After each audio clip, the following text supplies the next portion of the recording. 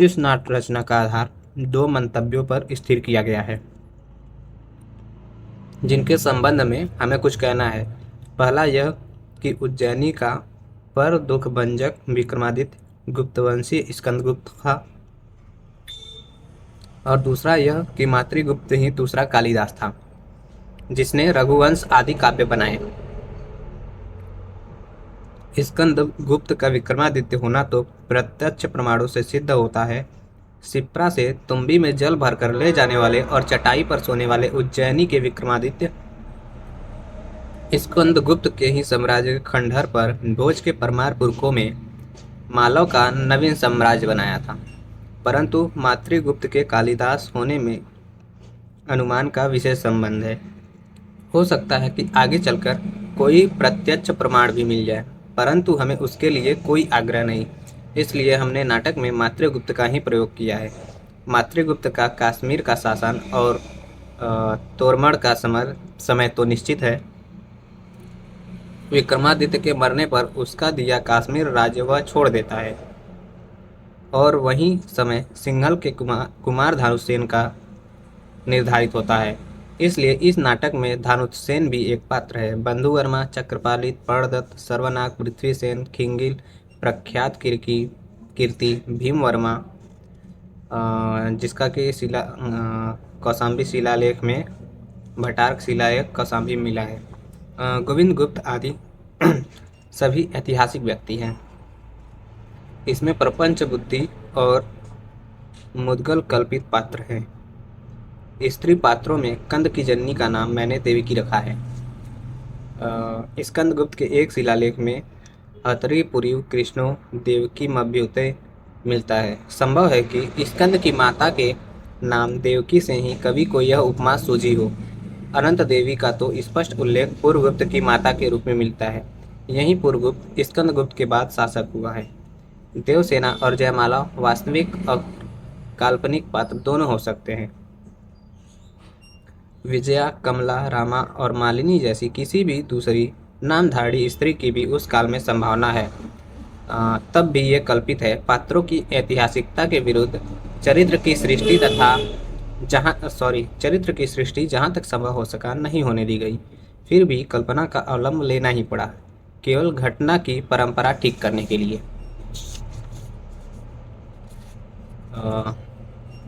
इसके आगे है, जिनके नाम से विक्रमी संवत का प्रचार है। भारत के उस आबाल वृद्ध परिचित प्रसिद्ध विक्रमादित्य का ऐतिहासिक अस्तित्व कुछ विद्वान लोग स्वीकार नहीं करते। इसके कई कारण हैं। इसका कोई शिलालेख नहीं मिलता। विक्रमीय संवत का उल्लेख प्राचीन ग्रंथों में नहीं है।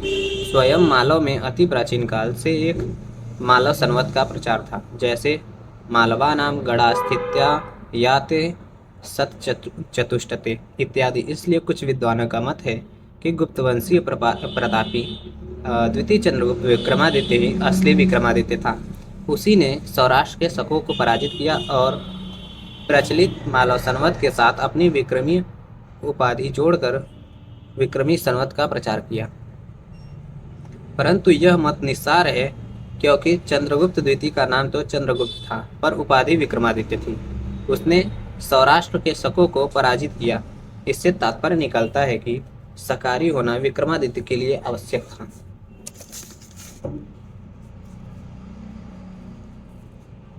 चंद्रगुप्त द्वितीय सकारी होने का हम आगे चलकर विवेचन करेंगे।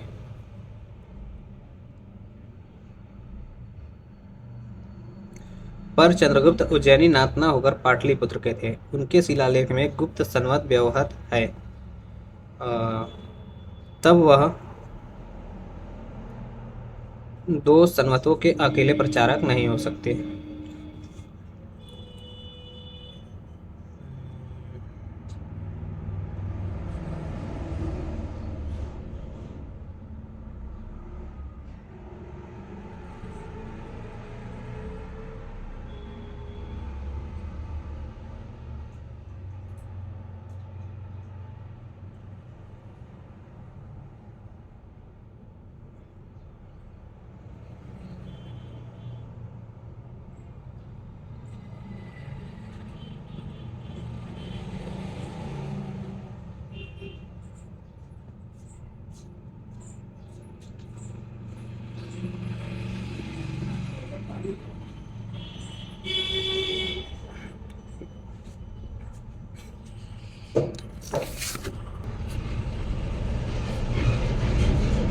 विक्रमादित्य उनकी उपाधि थी, नाम नहीं था। इन्हीं के लिए कथा सरित सागर में लिखा है, विक्रमादित्य विक्रमादित्य इत्यासिद राजा पाटलिपुत्र के।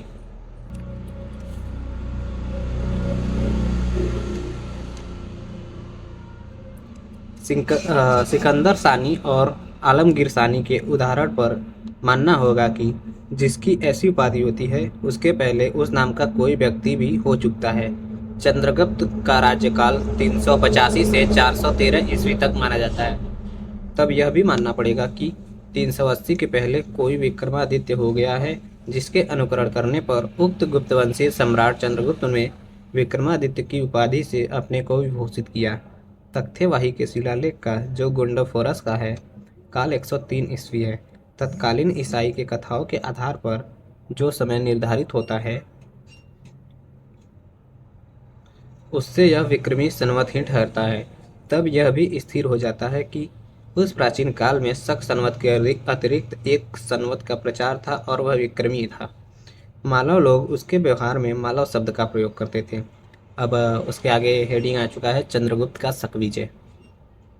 कहा जाता है, गुप्तवंशीय सम्राट चंद्रगुप्त विक्रमादित्य ने मालव और सौराष्ट्र के पश्चिमी क्षेत्रों को पराजित किया, जो शक थे।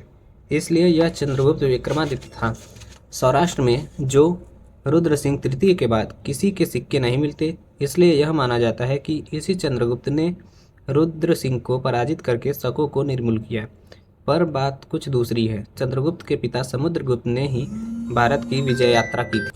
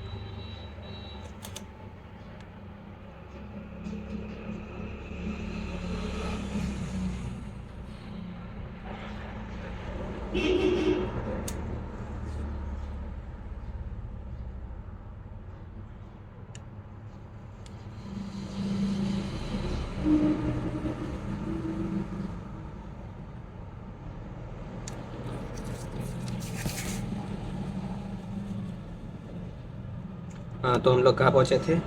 चंद्रगुप्त के पिता समुद्रगुप्त ने ही भारत की विजय यात्रा की थी। हरिशेन के प्रशस्ति से ज्ञात होता है कि आर्यावर्त के विजित राजाओं में एक नाम रुद्रदेव भी है। संभवतः यही रुद्रदेव स्वामी रुद्रसेन था, जो सौराष्ट्र का भी क्षत्रप था। तब यह विजय समुद्रगुप्त की थी। फिर चंद्रगुप्त ने किन शकों का निर्मूल किया?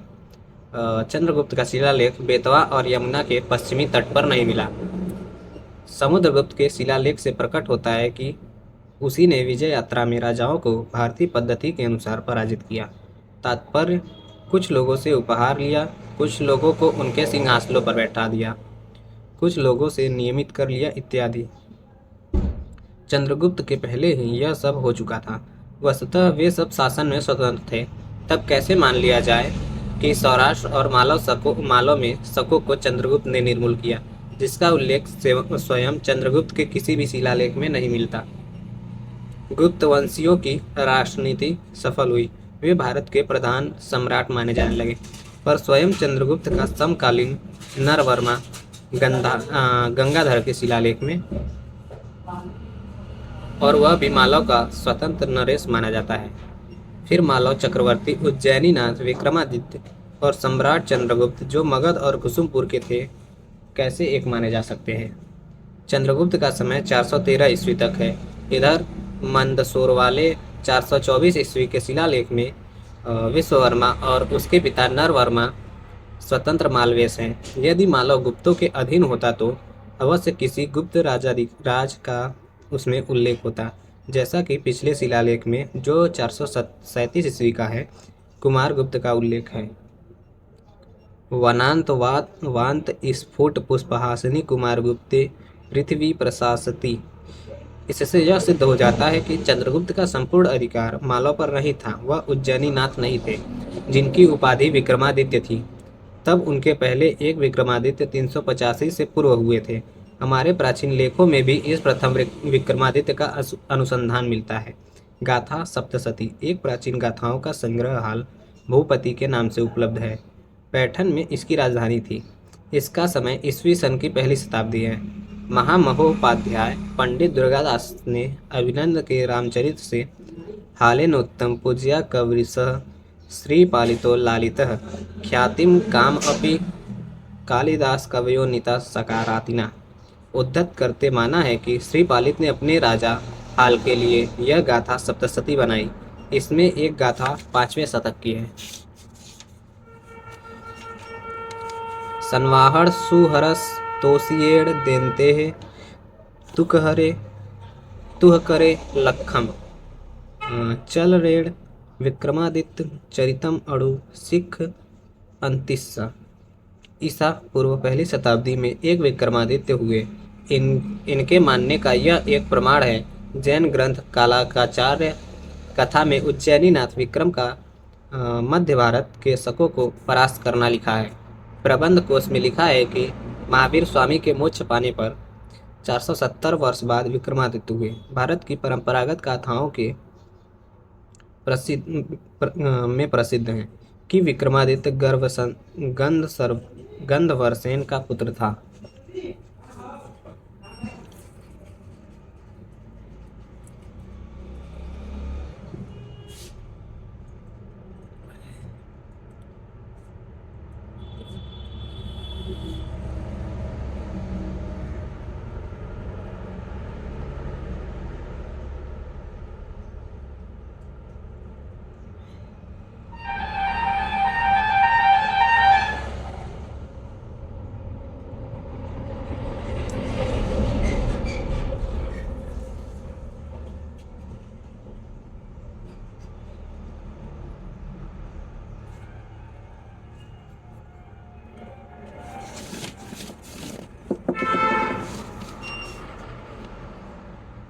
टाड़ ने राजस्थान के राजकुलों का वर्णन करते हुए यह लिखा है कि तुवर वंश पांडव वंश की एक शाखा है, जिसमें संवत प्रचारक विक्रम और अनंगपाल का जन्म हुआ था। प्राचीन ऐतिहासिक ग्रंथ राजावली में दिल्ली के राजाओं का वर्णन करते हुए लिखा है कि दिल्ली के राजा राजपाल का राज्य कुमायूं के पहाड़ी राजा सुकनवत ने छीन लिया। उसे विक्रमादित्य ने मारकर दिल्ली का उद्धार किया। इधर प्रसिद्ध विद्वान स्मिथ ने लिखा है कि ईसा के पूर्व दूसरी शताब्दी में शकों का उत्थान हुआ, जो भारत में उसी के लगभग घुसे। पिछली शक शाखा के संबंध में जो सौराष्ट्र गई, कहा जाता है कि चंद्रगुप्त विक्रमादित्य ने उसे निर्मूल किया, पर वास्तव में 385 ईस्वी तक समुद्रगुप्त जीवित थे और उन्हीं के समय में 382 तक के शक सिक्के मिलते हैं। बाद के सिक्के बिना संवत के हैं। इससे प्रतीत होता है कि समुद्रगुप्त के सामने क्षत्रपों का प्रताप निस्तेज हुआ। फिर बिना संवत के सिक्के वहां प्रचलित हुए। तात्पर्य उक्त समुद्रगुप्त के समय 385 तक ही सौराष्ट्र की शक शाखा का ह्रास हुआ। चंद्रगुप्त का राज्यारोहण काल 380 ईस्वी मानते हैं, परंतु उसका सबसे पहला शिलालेख उदयगिरी का संवत गुप्त 82 ईस्वी 401 का मिलता है। सौराष्ट्र के जो सिक्के चंद्रगुप्त के माने जाते हैं वे गुप्त संवत 90 ईस्वी 309 के हैं। इसके पहले के कुछ नहीं। शक क्षत्रपों के अंतिम सिक्कों का समय 311 से 389 ईस्वी है। अच्छा, इन सिक्कों के बाद 389 से लेकर 409 ईस्वी से 20 वर्ष तक किन सिक्कों का प्रचार रहा, क्योंकि चंद्रगुप्त के सिक्कों को देखने से उनका सौराष्ट्र विजय 409 ईस्वी से पहले का नहीं हो सकता, जबकि उसके सिक्के हैं। फिर उधर उदयगिरी वाला लेख भी ईस्वी 401 के पहले का नहीं है। तब यह सहज ही अनुमान किया जा सकता है कि चंद्रगुप्त का राजरोहण काल 400 ईस्वी के समीप होगा।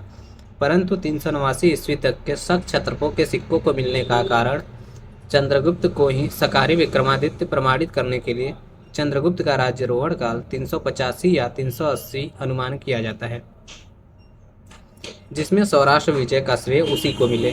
वास्तव में समुद्रगुप्त के द्वारा पराजित राजाओं की नामावली में रुद्रदेव का भी उल्लेख है, और यह रुद्रदेव सौराष्ट्र के शक क्षत्रपों में रहा होगा। चंद्रगुप्त ने भी पिता के अनुकरण पर विजय यात्रा की थी, जैसा कि उसके उदयगिरी वाले शिलालेख से स्पष्ट है, परंतु उसके शासनकाल में मालव स्वतंत्र था।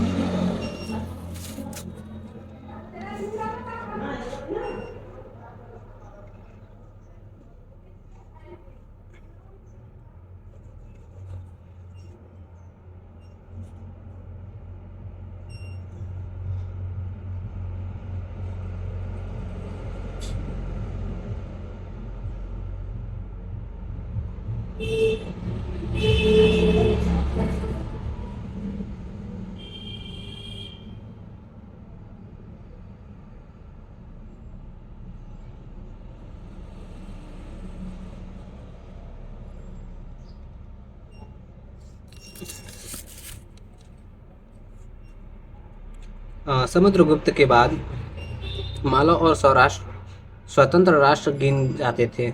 गंगाधर और मंदसौर के दोनों शिलालेखों को देखने से सूचित होता है कि नरवर्मा और विश्ववर्मा मालव के स्वतंत्र नरेश थे।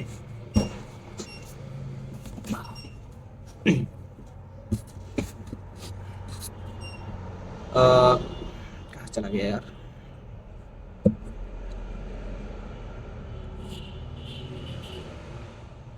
कुमारगुप्त के समय में बंधुवर्मा ने संभवतः 424 ईस्वी से 437 ईस्वी के बीच गुप्त साम्राज्य के अधीन होना स्वीकार किया। चंद्रगुप्त के शक विजय का उल्लेख बाणभट्ट ने भी किया है।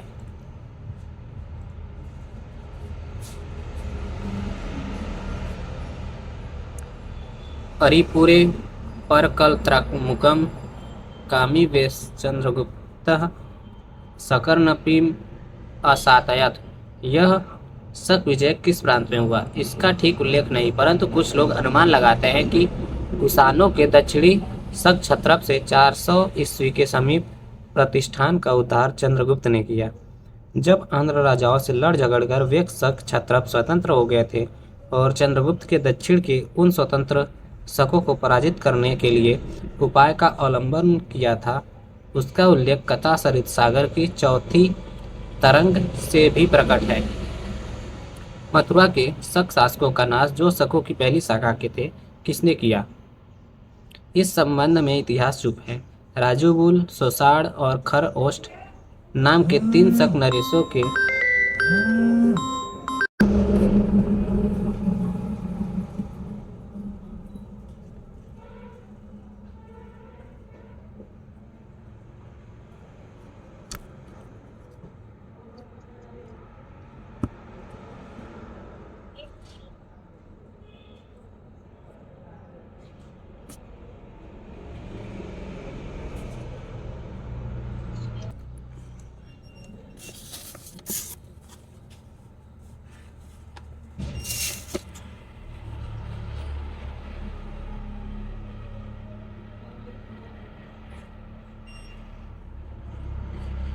समुद्रगुप्त के बाद मालव और सौराष्ट्र स्वतंत्र गिने जाने। अच्छा, ये हो गया था ना। इसके आगे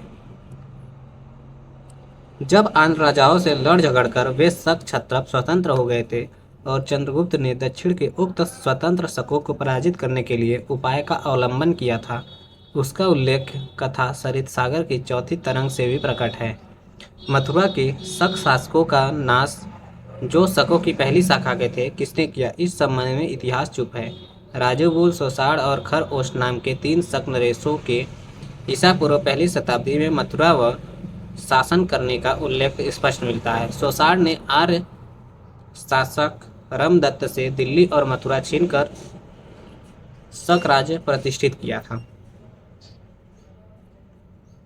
राजावली में इसका उल्लेख है कि विक्रमादित्य ने पहाड़ी राजा सुकवंत से दिल्ली का उद्धार किया। सुकवंत संभवतः विदेशी सोसाड़ का ही विकृत नाम है, क्योंकि ईसा की पहली शताब्दी के बाद उस प्रांत में उन शकों का शासन निर्मूल हो गया। इन लोगों को पराजित करने वाला वही विक्रमादित्य हो सकता है जो ईस्वी पूर्व पहली शताब्दी का हो।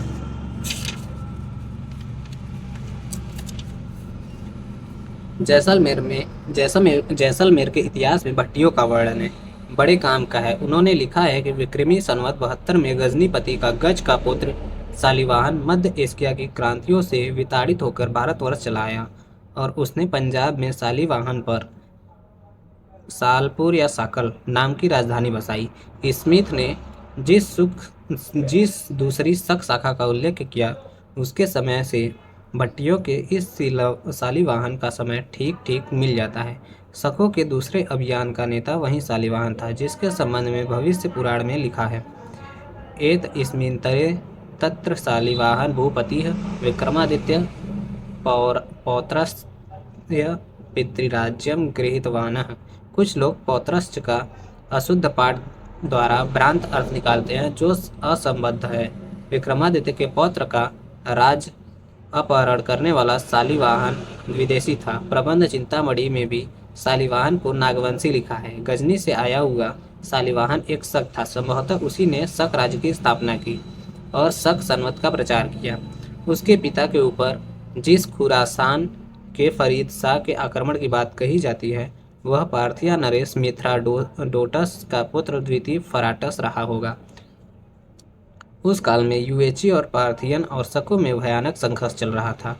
गजनी के शकों को भी इस कारण अपना देश छोड़कर रावी एवं चनाव के बीच में साकल बसाना पड़ा।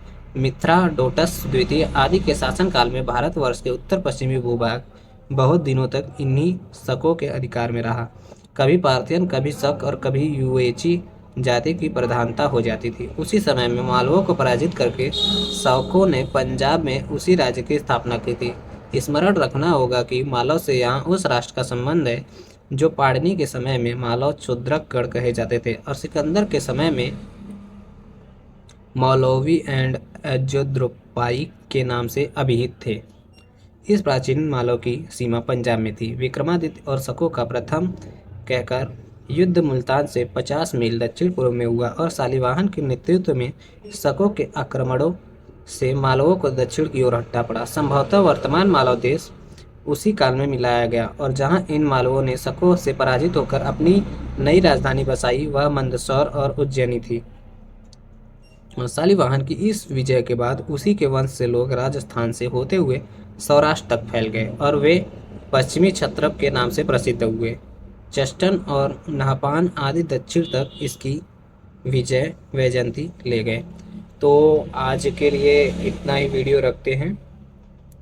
तो अब इसके आगे हम लोग कल किसी और वीडियो मतलब नेक्स्ट वीडियो में हम लोग इसके आगे पढ़ते हैं और इसके बारे में समझते हैं। तो आज के लिए